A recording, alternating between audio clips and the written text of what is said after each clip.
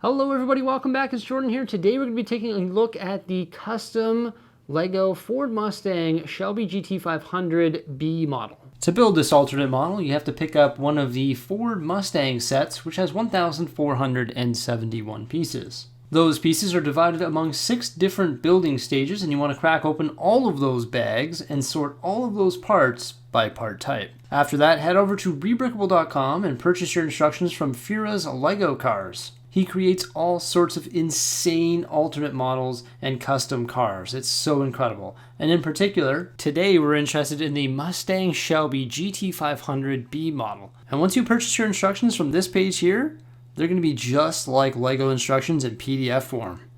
So this model here uses 1,207 pieces. So you're left over with quite a few in the end there, 264 pieces. So there's quite a bit of shrinkage, but I mean, a lot of these pieces could be integrated into your LEGO parts. Like you've got some nice profile bricks there, a larger black brick.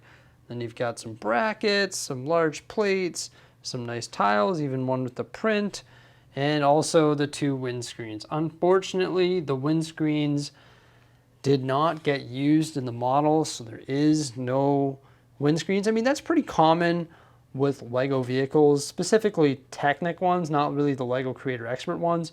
So it's sort of a shame that those didn't get used in this vehicle. However, with that said, I completely understand why they didn't get used. That's because, of course, this vehicle has a different shape and different design compared to the original model.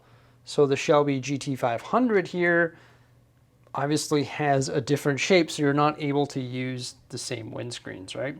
It's just one of the negative things that sort of bothers me a little bit. But you know what? This is actually Fira's LEGO Cars, the gentleman that made this model. This was actually his first ever Rebrickable model. So look at that. Kudos to him, man, because this looks pretty awesome. It represents a modern version of the vehicle, which is pretty cool, right? We've got some interesting angles here at the front that came together quite nicely with some angle plates, tiles, curved slopes, some great elements there. Got the license plate, the Mustang logo, then some of those printed pieces there on the hood coming right to the, or going straight through the car. It's like a stripe that comes all the way through. However, we are lacking one. It is recommended in the description of this product that you print your own for that 2x4 tile piece that's missing the stripe, unfortunately.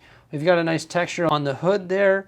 You can see that's built using some cheese wedges, also some of those black profile bricks, and then the 1x2 modified plates with the slide. Got some large curved elements on top there, and those are sort of extended with the 2x4 tiles. And then we got some more 2x4 tiles on the side there. The front of the vehicle just looks pretty good. There are some large gaps and stuff like that, but overall, I think it looks pretty good. The hood will pop open just like this here to reveal the engine inside. I love it. Look at that. That is super cool. So this set here has a combination of print pieces and also sticker elements. So you can see some of the sticker elements used in the engine there. Pretty cool. There is some large gaps that you can see right down to the table through there. Once again, I mean, constricted by the parts, right? It even says that in the description. Definitely going to be constricted by the parts when you take the original set and you try to build something like this, right? You can see there is a gap right here as well. That just provides that hood clearance there. It needs to be there. And then you can see the dashboard of the vehicle right there. Got some interesting angles right here. These aren't really tacked in spot at all, but that just sort of frames where the windshield would be. Obviously, like LEGO Creator Expert cars, sometimes get custom made windshields and stuff like that. Whereas when you're using the parts from a different set, you can't really do that, right? Doors will open up. Got a nice friction to them. There's a rubber band in there, but it sort of slingshots it closed, you see? So it's almost sort of autonomous. And then you've got some nice print detailing on the bottom here. And then you've got some open studs as well. It's right there from some bracket elements. And there's the bottom structure of the car. Some Technic elements were used to create that. The door looks good though. I mean, there are some large gaps there, I guess. Not really gaps, but just differences in height. Side mirror there. When you open it up, you can see the interior detail, and we can actually pop off this here as well. There you go. It just pops off just like that there. So you can see there is some points of connection right there. And then those two items right there that'll just clip on just like that there. And you can see the studs that they latched onto. This reveals our interior. So one draw from this is that the steering does work, but it's no longer connected with the steering wheel. In the original model, it was, but you can see some awesome Mustang print pieces in there on the gear shift, also the radio, and then some gauges. Got some visible hinges and stuff in the inside. And then we've got our seats here that can be adjusted forward. So the backrest will move. Multi-tone seats, you got the tan and also light bluish gray or light stone gray. And then we've got our rear seat here as well. The back of the rear seat will move as well. So when the back seat goes back, it sort of hides this large gap that you can see right back here. See that? You can see right down to the table. Not very attractive, and once again, we don't have the back windscreen. The back is pretty well sculpted though, sculpted with Lego, I should say. I do like the tail lights and the way that these all just sort of hinge together here to cover up some of those gaps. We also have the GT curved slope print piece there, our rear exhaust, the GT print piece right there as well, the circular one, and then our spoiler that can open up right there, and that's the trunk. Not really anything in there. When you pop that trunk open, you can see some of the connection elements there that were used to create the unique shape of this vehicle. I don't want to sound like a negative Nelly at all. Fura's Lego Cars does a really good job at creating custom models. This was his first one. It turned out really good. But the original model is just substantially better. I will say that, but no discredit to this. This is fantastic. I would never be able to create something like this using the parts from this. But the original one is like awesome, you know, like it's got the amazing interior. The steering wheel's connected to the tires. You've got some interchangeable parts, like the exhaust and also the big engine that goes in that can be swapped out here. So like the engine head. So there's lots of cool things that this vehicle has.